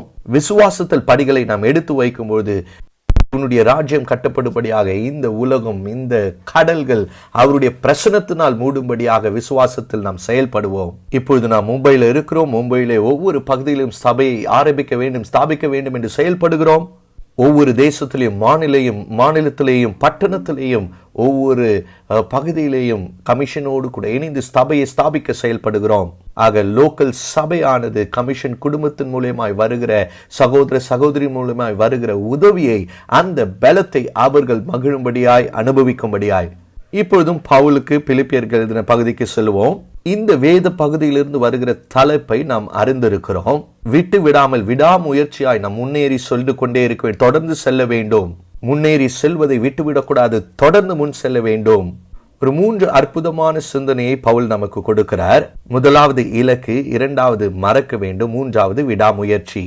ஆக முதலாவது இதை நாம் இந்த 3 காரியங்களை சிந்திப்போம். இதை எப்படி அபியாசப்படுத்தலாம் என்று அதன் பின்பு பார்ப்போம். முதலாவது இலக்கு. பிரசித்தி பெற்ற ஒரு சிற்பி ஹென்றி முரேவின் இடத்துல ஒரு கேள்வியை கேட்டார்கள். இப்பொழுது நீங்கள் 80 வயதில் இருக்கிறீங்க, வாழ்க்கையினுடைய ரகசியத்தை எங்களுக்கு சொல்லுங்க. பதில் அளிப்பதற்கு முன்பதாக சற்று நிதானமாக அவர் யோசித்து இப்படியான ஒரு பதிலை சொன்னார். வாழ்க்கையினுடைய ரகசியம் என்னவென்று சொன்னால், ஒவ்வொரு நாளும், ஒவ்வொரு வினாடியும், ஒவ்வொரு நேரமும் ஒரு வேலையை நீங்கள் எடுத்துக்கொள்ள வேண்டும். அந்த வேலையே சிந்தித்து நீங்கள் செயல்பட வேண்டும். அது மாத்திரமல்ல, முக்கியமானது என்னவென்று சொன்னால், உங்களால் சாதிக்க முடியாததை, சாத்தியம் இல்லாததை நீங்கள் செயல்படுத்த வேண்டும். இந்த கோட் எனக்கு மிகவும் பிடிக்கும். காரணம் என்னன்னா, அவர் கோலை குறித்து பேசுகிறார். அதுவும் சாத்தியம் இல்லாத ஒரு கோலை நாம் தீர்மானிக்க வேண்டும் என்று சொல்லுகிறார். விசுவாசம் மிக முக்கியமானது. இயேசுவை நாம் நம்ப வேண்டும். பரிசுத்த ஆவியானவர் வழி நடத்துகிறார் என்பதை நம்ப வேண்டும். அதுதான் நம்முடைய வாழ்க்கையை ஆச்சரியமாக, அற்புதமாக மாற்றுகிறதாக இருக்கிறது. ஆக இங்க பிலிப்பியரிலே பவுல் அப்போஸ்தலன் ஒரு குறிப்பிட்ட இலக்கை குறித்து, கோலை குறித்து அவர் சொல்லுகிறார். பவுல் ஏராளமான புதிய ஏற்பாட்டு புத்தகங்களை எழுதி இருக்கிறார். ஆனால் புதிய ஏற்பாட்டு புத்தகங்களை எழுத வேண்டும் என்பது அவருடைய வாழ்க்கையின் இலக்கு அல்ல. பவுல் சுவிசேஷத்தை பிரசங்கித்தார். ஆனால் தன்னுடைய வாழ்க்கையில சுவிசேஷத்தை பிரசங்கிக்க வேண்டும் என்பது அவருடைய இலக்கு அல்ல. பவுல் அநேக சபைகளை ஸ்தாபித்திருக்கிறார். ஆனால் சபைகளை ஸ்தாபிக்க வேண்டும் என்பதுதான் முதன்மையான இலக்கு அல்ல. அவருடைய கோல் என்ன, இலக்கு என்ன? ஏராளமான அனுபவங்களை உடையவராக இந்த பவுல் இருக்கிறார். தனிப்பட்ட விதத்தில் தேவனோடு கூட உரையாட, தேவனோடு கூட சம்பாஷிக்க, தேவனோடு கூட பேச, அப்படிப்பட்ட அனுபவங்களை கொண்டவர். தரிசனங்கள் மூலமாய் தேவனுடைய அழைப்பை பிரத்யேகமாக பெற்றுக்கொண்டவர். வல்லமையிலே செயல்படுகிறவர். அவருடைய கச்சைகள், அவருடைய உருமால்களை தொட்ட ஜனங்கள் அற்புதங்களை பெற்றுக் கொள்ளுகிறார்கள். ஏராளமான தேவனை குறித்த வெளிப்பாடுகளை பெற்றுக்கொண்ட நபராய் இருக்கிறார். இன்றைக்கும் அவர் எழுதிய நிருபங்களை புரிந்து கொள்ள நாம் முயற்சித்துக் கொண்டேதான் இருக்கிறோம். அவர் சொல்லுகிறார், நான் அடைந்தாயிற்று அல்லது முற்றிலும் தேறினவனானேன் என்று நான் சொல்லவில்லை. இன்னும் நான் தொடருகிறேன். இன்னும் நான் அதை பிடித்துக் கொள்ளும்படி ஆசையாய் நான் பின்தொடருகிறேன் என்று சொல்லுகிறார். அப்ப அவருடைய வாழ்க்கையின் கோல், இலக்கு என்ன? அப்போஸ்தலனாகிய பவுலுடைய வாழ்க்கையின் இலக்கு இயேசு கிறிஸ்துவை அறிய வேண்டும்.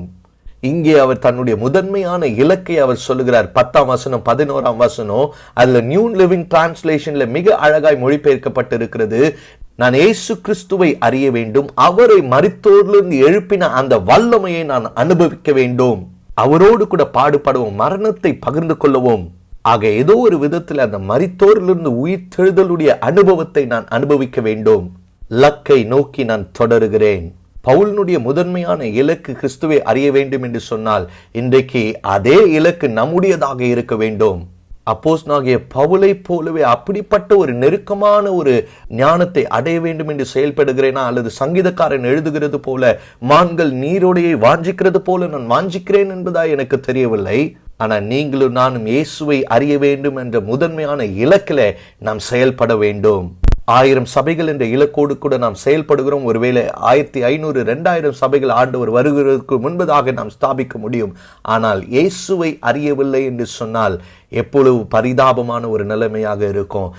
பிரசங்கிக்கிறதிலே, போதிக்கிறதிலே, சுவிசேஷத்தை அறிவிக்கிறதிலே, பிசாசுகளை துரத்துகிறதிலே, தீர்க்க தரிசனம் உரைக்கிறதிலே, சுகமளிக்கிறதிலே, ஏழை எளிய ஜனங்களுக்கு கொடுக்கிறதிலே நாம் பிஸியாக இருந்துவிட்டு இயேசு என்ற நாமத்தை நாம் அறியவில்லை என்று சொன்னால் எவ்வளவு பரிதாபமான ஒரு நிலைமை. நான் உங்களை அறியவில்லையே என்று இயேசு சொல்லும் பொழுது இயேசுவை அறிய வேண்டும் என்பது முதன்மையான இலக்காய் இருக்கிறதா? கிறிஸ்துவுக்குள்ளா எவ்வளவு வருடங்கள் நீங்கள் இருந்தாலும் அல்லது எத்தனை வயது உடையவராய் இருந்தாலும் உங்களுடைய இலக்கு என்ன? கிறிஸ்துவை அறிவதே என்னுடைய வாழ்க்கையின் முதன்மையான இலக்காய் இருக்கிறது.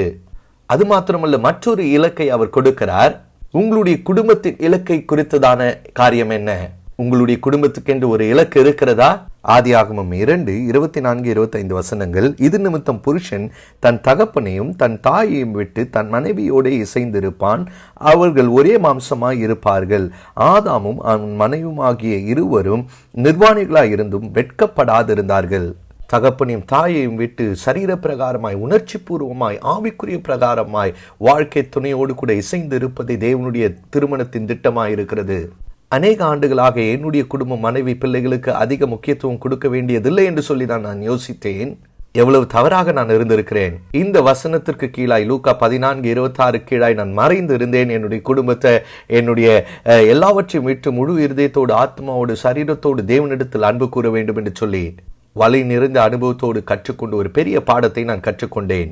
குடும்பம் என்பது இலக்காகவே தெரியலையா? திருமணத்தை குறித்த உங்களுடைய இலக்கு என்ன? இப்பொழுதுதான் உங்களுக்கு திருமணமாகி இருந்தால், அது திருமணமாகி சில ஆண்டுகள் ஆகியிருந்தாலும் நான் உங்களை எச்சரிக்கிறேன், நேரம் பறந்து போய்விடும். நீங்கள் அறியாமலேயே உங்களுடைய 30வது திருமண ஆண்டை கொண்டாடுவீர்கள். அப்படிதான் எனக்கும் இருந்தது. இவ்வளவு நாள், இத்தனை ஆண்டுகள் எங்கே போனது?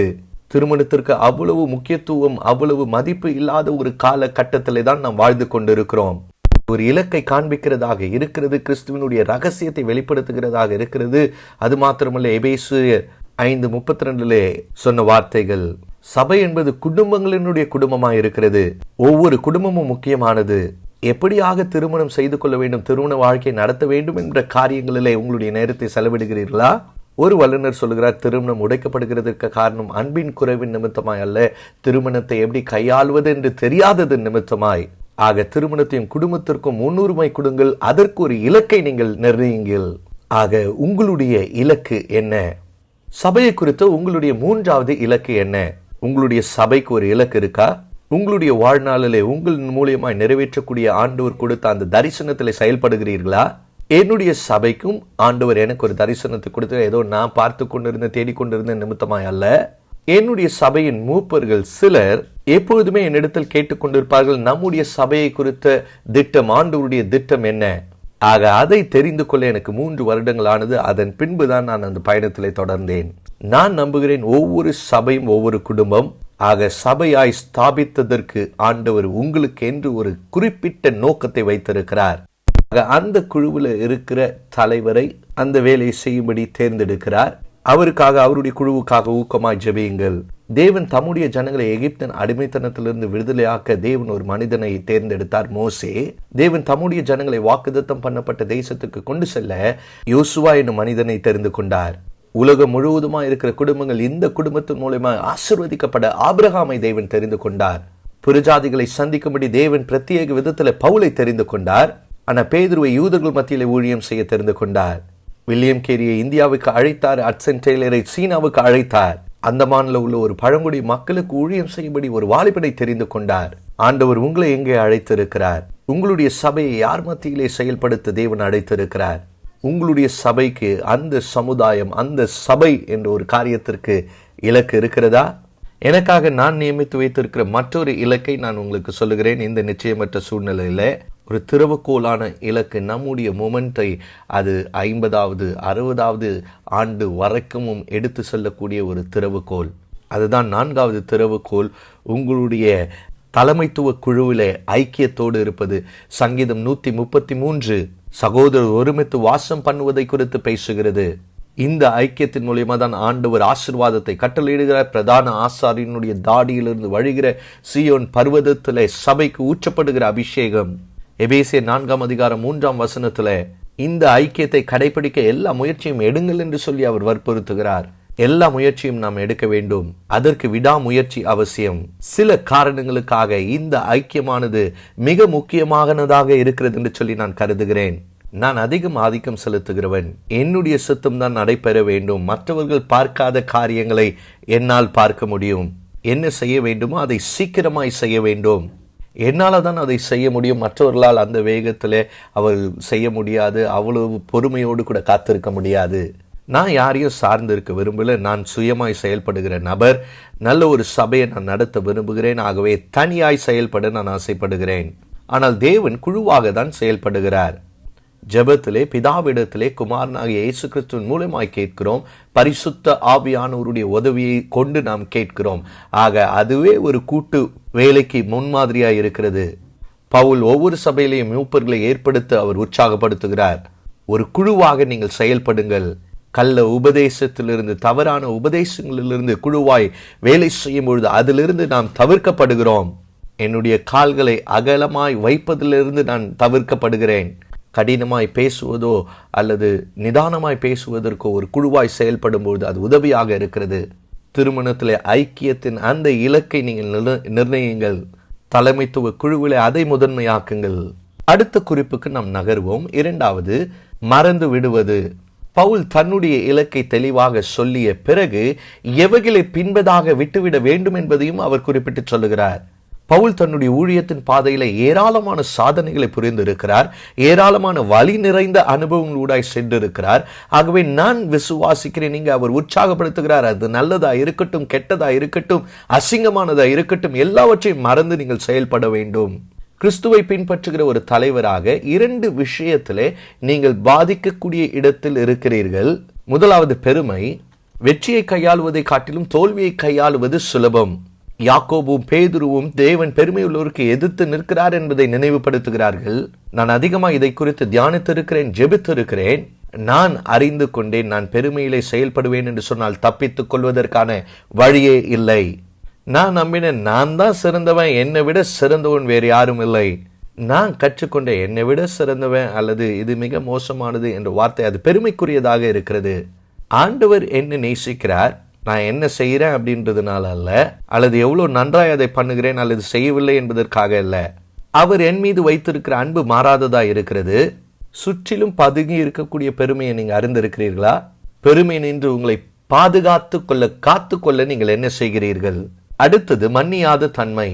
ஒரு தலைவராக ஜனங்களுடைய வாழ்க்கையில் அநேக வலி நிறைந்த காரியங்களை நீங்கள் செய்திருப்பீர்கள். சில ஆண்டுகளாக நீங்கள் தலைமைத்துவத்தில் இருந்திருந்தாலும் அல்லது சில ஆண்டுகளாய் கிறிஸ்துவ ஊழியத்தில் இருந்திருந்தாலும் சோகமாக ஜனங்களிடத்திலிருந்து நீங்கள் வலியை தான் நீங்கள் பெற்றிருப்பீர்கள். எண்ணங்கள் ஏராளமாய் வரும்.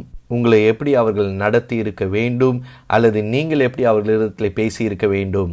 ஆக வழிநடத்தும் விதத்திலே அநேக ஜனங்களை நீங்கள் காயப்படுத்தி இருப்பீர்கள். அநேகர் இப்படியாக உணர்வார்கள், நீங்கள் அவர்களுக்கு செவி கொடுக்கவே இல்லை, அவர்கள் உங்களிடத்தில் என்ன சொல்லுகிறாரோ அதை நீங்கள் கேட்கவில்லை என்று உணர்வார்கள். ஆக ஒவ்வொரு தனிப்பட்ட நபரிடத்திலும் நீங்களும் நானும் சுத்த இருதயத்தோடு கூட இருக்க வேண்டும். நீங்க ஒப்புரவாகாத ஒரு நபர் கூட உங்க வாழ்க்கையில இருக்கக்கூடாது. குற்ற உணர்வோடு கூட, குற்ற உணர்ச்சியோடு கூட இருக்கக்கூடாது. உங்க குடும்பத்தில் இருந்த சகோதரா இருக்கட்டும் அல்லது அங்கிள் ஆண்டா இருக்கட்டும் அல்லது உங்கள் அயலகத்தார் சிநேகிதர்களா இருக்கட்டும், பணிபுரியவர்களா இருக்கட்டும், நீங்கள் யாரோடு கூட சம்பாஷித்தாலும் ரோமர் சபைக்கு பவுல் உற்சாகப்படுத்துகிறார். ரோமர் 12:18 கூடுமானால் உங்களால் ஆன மட்டும் எல்லா மனுஷரோடும் சமாதானமாய் இருங்கள். அநேகர் உங்களை சார்ந்து இருக்கிறார்கள். ஆக நாம் அறிந்திருக்கிறோம், இது நாம் செய்ய வேண்டிய சரியான ஒரு காரியமாக மன்னிக்கிறதிலே விடாமுயற்சியாய் தொடர்ந்து மன்னித்து கொண்டே இருக்க வேண்டும். ஆக ஒவ்வொரு வாழ்க்கை துணைக்கும், ஒவ்வொரு பிள்ளைக்கும், ஒவ்வொரு பெற்றோருக்கும் நான் சொல்லுகிறேன், உங்களுடைய வாழ்க்கை துணையோ பெற்றோரோ பிள்ளையோ உங்களை அதிகமாக காயப்படுத்தி இருந்தால் அவர்கள் ஒவ்வொருவரையும் மன்னிங்க. அவர்களோடு கூட ஒப்புரவாகிறதுக்கான ஒரு முயற்சியை நீங்கள் எடுக்க வேண்டும். இப்பொழுதும் விடாமுயற்சி 4 இலக்குகள் என்ற பின்னணியிலே இந்த விடாமுயற்சி குறித்து நான் உங்களோடு கூட பகிர்ந்து கொள்ள போகிறேன். கிறிஸ்துவை அறிகிறதிலே விடாமுயற்சி, வாழ்க்கை துணைக்கு அல்லது குடும்பத்துக்கு முன்னுரிமை கொடுக்கிறதிலே விடாமுயற்சி, உங்களுடைய வாழ்க்கைக்கு உங்களுடைய குடும்பத்திற்கு விடாமுயற்சி, சபை தலைமைத்துவத்தில் அந்த ஐக்கியத்தில் விடாமுயற்சி. ஒரு இலக்கை வைத்து அதை செயல்படுவது ஒரு நல்ல காரியம். ஆனால் அந்த இலக்கை எப்படி அடைய வேண்டும் என்ற படிகள் உங்களுக்கு தெரியவில்லை என்று சொன்னால் நீங்கள் விடாமுயற்சியோடு செயல்பட முடியாது. விடாமுயற்சி என்பது உபத்திரவத்திலேயோ அல்லது ஒரு காரியத்தை சகித்து கொள்வதிலேயோ பொறுத்து கொள்வதிலேயோ இயேசு கிறிஸ்துவின் மீது உங்கள் கண்களை வைத்து அடுத்த நகர்வை அடுத்த கட்டத்தை நீங்கள் எட்ட வேண்டும். சோர்வின் நேரத்தில் விடாமுயற்சி, சோதனை திசை திருப்புகிற நேரங்கள் வரும்பொழுது விடாமுயற்சி, சோர்ந்து போகும்பொழுது மனம் தளர்ந்து போகும்பொழுது விடாமுயற்சி. நீங்களும் நானும் நம்முடைய இலக்கை அடைய வேண்டுமானால் சில நடைமுறை காரியங்களை உங்களோடு கூட நான் பகிர்ந்து கொள்ள விரும்புகிறேன். முதலாவது, தினமும் தேவனோடு கூட நேரம் செலவிடுவது. ஜெபத்தின் மூலியமாக உங்களுடைய பாரங்கள் உங்களுடைய கவலைகளை எல்லாம் அவர் மீது வைத்து விடுங்கள். அதன் பின்பு வேதத்தை வாசியுங்கள். சும்மா ஏதோ வாசிப்பது அல்ல, அதை குறித்து யோசித்து அதை குறித்து தியானித்து இயேசு அந்த நாளில் என்ன கற்றுக் கொடுத்திருக்கிறார் என்பதை குறித்து மகிழ்ந்து களி கூறுங்கள். பிரசங்கிக்க வேண்டும் என்பதற்காக வேதத்தை வாசிப்பதல்ல, தேவனை அறிய வேண்டும் என்பதற்காக வேதத்தை வாசிக்க வேண்டும். ஒரு ஆன்லைன் கோர்ஸ்க்கு நான் ரெஜிஸ்டர் பண்ணியிருந்தேன். அது மாத்திரமல்ல, அதை அட்டென்ட் பண்ண முடியாது. நான் சீக்கிரம் எழுந்து இயேசுவோடு கூட அதிக நேரம் நான் செலவிடுகிறேன். போனி என்னுடைய நைஜீரியன் நண்பர், எங்களுடைய சபையிலே சில காலம் அவர் இருந்தார். அவர் ஒரு பிரசித்தி பெற்ற ஒரு வாக்கியத்தை சொன்னார். வேதம் இல்லை என்று சொன்னால் அந்த நாளிலே பிரேக்ஃபாஸ்ட் இல்லை. சிலருக்கு இயேசுவோடு காலை நேரம், சிலருக்கு இயேசுவோடு இரவு, அல்லது சிலருக்கு இயேசுவோடு மதிய நேரம், பேதுருவை போல சிலருக்கு மேல் வீட்டு அறையில் இருக்கலாம். ஆனால் பரலோக பிதாவோடு கூட நேரத்தை செலவிட குறிப்பிட்ட நேரத்தை வைத்துக் கொள்ளுங்கள். அவர் உங்களோடு கூட நிலைத்திருப்பேன் என்று சொல்லி இருக்கிறார். ஆகவே நாமும் அவரோடு கூட நிலைத்திருக்க வேண்டும். ஆக உங்களுக்கு தெரியாது எப்பொழுது தேவன் தரிசனத்தின் மூலமாய் உங்களோடு இடைப்படுவார். பேதுருவுக்கு இடைப்பட்டது போல ஒரு தூதனை அனுப்பி அவனை தேற்றுவார். இயேசுவை போல இயேசுவோடு கூட இருக்கிறத அந்த வித்தியாசத்தை ஒருவேளை நீங்கள் புரிந்து கொள்ளாமல் இருக்கலாம். ஆனால் மோசேவும் அவன் ஜனங்களும் அனுபவித்தார்களே. மோசே மலையிலிருந்து தேவனை சந்தித்து இறங்கி வந்தபோது அவன் மேலிருந்த பிரசன்னத்தை அவர்கள் உணர்ந்தார்கள். வாரத்திலே திருமணத்திற்கு நேரம் செலவிடுது. என்னுடைய மனைவி 15 ஆண்டுகளாக எங்களுக்கு திருமணமாகி 15 ஆண்டுகளாக இந்த இலக்கை, இந்த திருமணத்திற்கு நேரம் செலவிட வேண்டும் என்ற எதிர்பார்ப்போடு கூட இருந்தார்கள். ஆனால் அதற்கென்று நான் இலக்கை நிர்ணயிக்கவே இல்லை. திருமணத்திற்கென்று இலக்கை நான் வைத்திருந்தேன், ஆனால் மனைவிக்கு ஒரு இலக்கை நான் வைக்கல. திருமணத்தை குறித்து கரிசனையோடு கூட அக்கறையோடு கூட நான் தியானித்தேன். திருமணத்தை குறித்து எப்படி அதை அபியாசப்படுத்த வேண்டும் என்ற எல்லா காரியத்தையும் நான் படித்து அதை செயல்படுத்த முயற்சித்தேன். ஆனால் சமீபத்திலே ஒரு பிரசங்கியார் மிக தெளிவாக அதை குறித்து அவர் சொன்னார். அது என்னுடைய கன்னத்தில் அரைந்தது போல இருந்தது. ஒரு கணவனாய் எப்படி செயல்பட வேண்டும் என்ற எல்லா காரியத்தையும் நாம் கற்றுக்கொள்ளலாம். கணவனாய் இருப்பதை குறித்து நாம் நேசிக்கலாம். அதற்கு நமக்கு மனைவி தேவையில்லை. கணவனுக்குரிய எல்லா காரியத்தையும் நான் யோசித்தேன். ஆனால் உணர்ச்சி பூர்வமாய் என்னுடைய மனைவியை நான் நேசிக்கவில்லை. ஆக கற்றுக்கொள்வதிலே புதிய பயணத்திலே நான் இங்கே இருக்கிறேன். அடுத்தது, வாரத்திற்கு தலைமைத்துவத்துக்கு நேரம். தலைமைத்துவ குழுவிலே அந்த ஐக்கியத்திற்கு அதிக நேரம் எடுக்கும். ஒரு மனம், நம்பிக்கை, உண்மை, காரியங்களை தீர்த்து வைப்பது, ஒப்புரவாகிறது, வாக்குவாதம் செய்வது, சில காரியங்களுக்காக இணைந்து செயல்படுவது, செவி கொடுப்பது, பகிர்ந்து கொள்வது போன்ற எல்லா காரியங்கள், இதற்கெல்லாம் அதிக நேரம் எடுக்கும். ஆனால் ஆவிக்குள்ளாய் ஒரு மனம் வருகிற வரைக்கும் நீங்கள் தளர்ந்து போய்விடக்கூடாது. தொடர்ந்து முன்னேறி சென்று கொண்டே இருங்கள். சபை பிரிவது சடுதியாய் நடப்பதல்ல. ஜனங்க திடீர்னு அப்படியே விட்டுட்டு போயிட மாட்டாங்க. உங்க குழுவில் இருக்கிற முதன்மையான தலைவர்கள் திடீரென்று உங்களிடத்துல கடினமாய் நடந்து கொள்ள மாட்டார்கள். ஆண்டவருக்காக எதையாகிலும் செய்ய வேண்டும் என்ற பாரத்தோடு கூட செயல்படுகிற ஆண்களும் பெண்களும் அந்த பாரத்தை அப்படியே விட்டுவிட்டு செயல்படாதபடி விட்டுவிட்டு செல்ல மாட்டார்கள். அதற்கான ஒரு முயற்சி எடுங்கள். அவளோடு கூட வாரத்திற்கு நேரத்தை செலவிடுங்கள். அவர்களோடு கூட ஒரு சமாதான உடன்படிக்கையை நீங்கள் பண்ணுங்கள். உங்கள் மேற்பார்வையாளர்களிடத்தில் நீங்கள் கேளுங்கள். உங்களுக்கு உதவும்படி, உங்களுடைய குழுவுக்கு உதவும்படி அவர்களிடத்தில் நீங்கள் கேளுங்கள். ஆக இதை முடிக்கும் விதத்திலே பவுலை போல உங்களிடத்தில் நான் கெஞ்சி கேட்கிறேன். கிறிஸ்துவை அறிகிற அறிவிலே விடாமுயற்சியாய் செயல்படுங்கள். குடும்பத்துக்கு, வாழ்க்கை துணைக்கு நேரம் செலவிடுவதை முன்னுரிமை ஆக்கிக் கொண்டு விடாமுயற்சியாய் அதிலே செயல்படுங்கள். சபை தலைமைத்துவ ஐக்கியத்துக்கு விடாமுயற்சியாய் செயல்படுங்கள். 2030 ஆண்டுக்குள்ளாக 1000 சபைகளை ஸ்தாபிக்க விடாமுயற்சியாய் நாம் செயல்படுவோம். நம்முடைய கண்களை இயேசுவின் மீதிலிருந்து எடுக்காதபடி குடும்பத்துக்கு, நேரத்துக்கு, ஐக்கியத்துக்கு முன்னுரிமை கொடுப்போம். ஒரு கதையோடு கூட நான் முடிக்கிறேன். 1968 வருடம் மெக்சிகோ பட்டணத்துல மாரத்தான் ஓட்டப்பந்தயம் நடந்து கொண்டு இருக்கிறது. அதனுடைய முடிகிற தருவாய் வந்துவிட்டது. ஏற்கனவே அதற்குரிய பந்தய பொருட்களை எல்லாம் கொடுத்து விட்டார்கள். அந்த நேரத்திலே ஜனங்கள் எல்லாம் பார்வையாளர்கள் வீட்டுக்கு செல்லக்கூடிய நேரத்திலே ஒரு நபர் உள்ளே நுழைகிறார். John Stephen Akhwari. ஜனங்கள் குழப்பத்தோடு பார்க்கிறார்கள். அவர்கள் ஜான் ஸ்டீஃபன் அக்வாரி இடத்துல ஏராளமான ரத்தம் வடிந்து கொண்டிருக்கிறது. ஓட்ட பந்தயத்தின் ஆரம்பத்திலேயே அவர் கீழே விழுந்து அடிபட்டு அநேக ஓட்டப்பந்தயாளர்கள் இவரை ஏறி மிதித்து சென்று விட்டார்கள். அப்பொழுது அந்த பலவீனத்தோடு, இரத்த காயங்களோடு அந்த ஸ்டேடியத்திற்குள்ளே இரத்த காயத்தோடு அவர் நுழைகிறார். அந்த ஃபினிஷிங் லைனை எட்டின பொழுது அந்த ஸ்டேடியத்திலிருந்து அத்தனை ஜன கூட்டமும் இந்த ஜான் ஸ்டீஃபன் அக்வாரிக்கு கரதோஷத்தை எழுப்பினார்கள், உற்சாகப்படுத்தினார்கள். அவரே வெற்றி பெற்றது போல அத்தனை பேரும் எழும்பி நின்று அவனை பாராட்டினார்கள். ஜான் சொன்னார், என்னுடைய ஓட்டத்தை ஆரம்பிக்க என்னுடைய தேசம் அனுப்பவில்லை, ஓட்டத்தை முடிக்கவே என் தேசம் அனுப்பினார்கள். ஆண்டவரும் கூட ஓட்டத்தை ஆரம்பிக்க விரும்பவில்லை, ஓட்டத்தை முடிக்கவே விரும்புகிறார். ஆக நாம் என்ன செய்ய வேண்டும்? பின்னானவைகளை மறந்து முன்னானவைகளை நாடி கிறிஸ்து நமக்காய் வைத்திருக்கிற அந்த பந்தய பொருளை பெற்றுக்கொள்ளத்தக்கதாக எல்லாவற்றையும் மறந்து, பின்னானவைகளை மறந்து, நமக்கு முன்பதாக இருக்கிற அந்த பந்தய பொருளை பெற்றுக்கொள்ளத்தக்கதாக நாம் ஓட அழைக்கப்பட்டிருக்கிறோம். அந்த பந்தய பொருளை பெற்றுக்கொள்ள நாம் அழைக்கப்பட்டிருக்கிறோம். ஆகவே அதிலே நீங்கள் செயல்படுங்கள். கர்த்தர் உங்களை ஆசீர்வதிப்பாராக.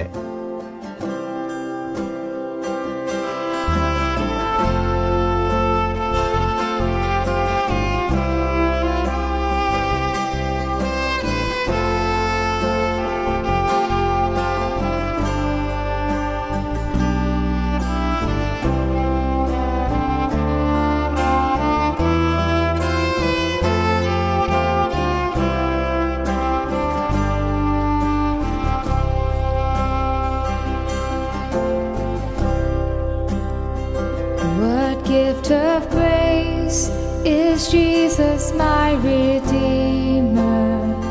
There is no more for heaven now to give. He is my joy, my righteousness and freedom, my steadfast love, my deep and boundless peace. To this I hold, my hope is only Jesus, for my life is wholly bound to His. Oh, how strange and divine, I can sing all is mine, yet not I, but through Christ in me.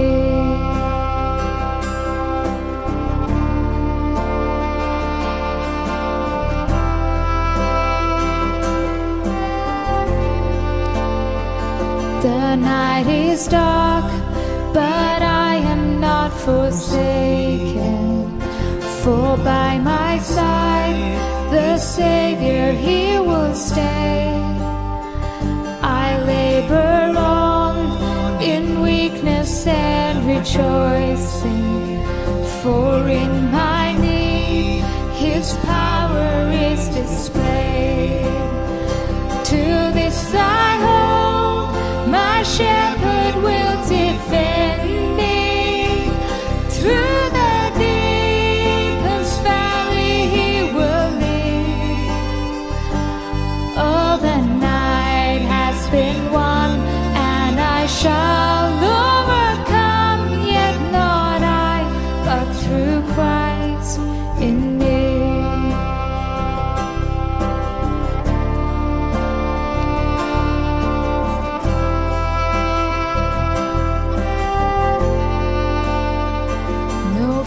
I dread, I know I am forgiven.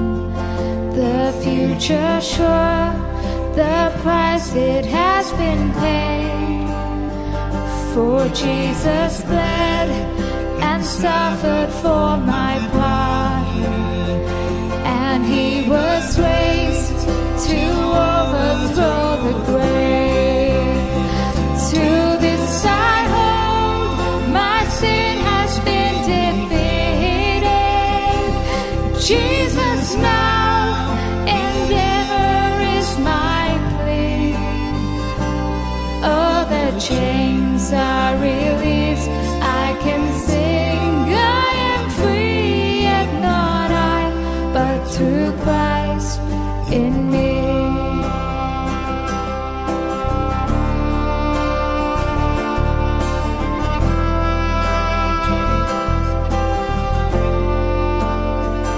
With every breath I long to follow Jesus, for he has said that he will bring me home.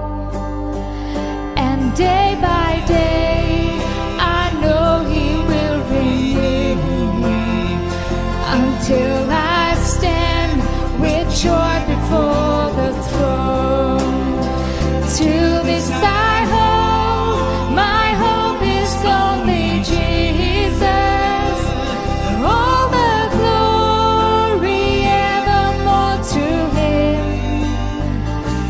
When the race is complete, still my lips shall repeat, yet not I, but through Christ in me. To this I hold, my hope is only Jesus. All the glory evermore to him. When the race is complete, still my lips shall repeat, yet not I, but through Christ in me. Yet not I, but through Christ in me. Yet not I, but through Christ in me.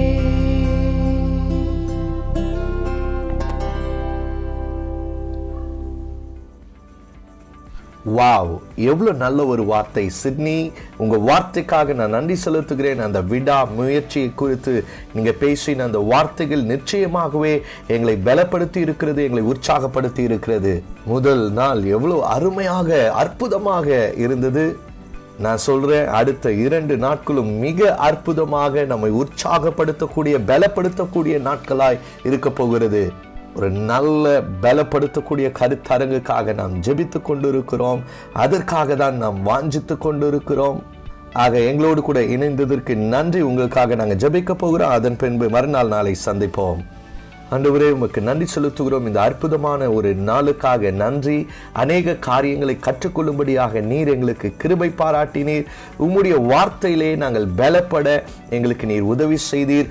அடுத்த 2 நாட்களையும் நீர் எங்களுக்காக ஆசீர்வதித்து தரப்போகிறதுக்காய் ஸ்தோத்திரம். அநேகரை இந்த கருத்தரங்களை பங்கு பெறும்படியாய் நீர் அவர்களை கொண்டு வரப்போகிறதுக்காக உமக்கு நன்றி செலுத்துகிறோம். அநேகரை நீர் இந்த கருத்தரங்களை கொண்டு வந்து அவர்களை ஆசீர்வதித்து அவர்களை நீர் பலப்படுத்த போவதற்காய் நன்றி, இயேசுவின் நாமத்தில். ஆக உங்களுக்கு நன்றி செலுத்துகிறோம். தேங்க்யூ.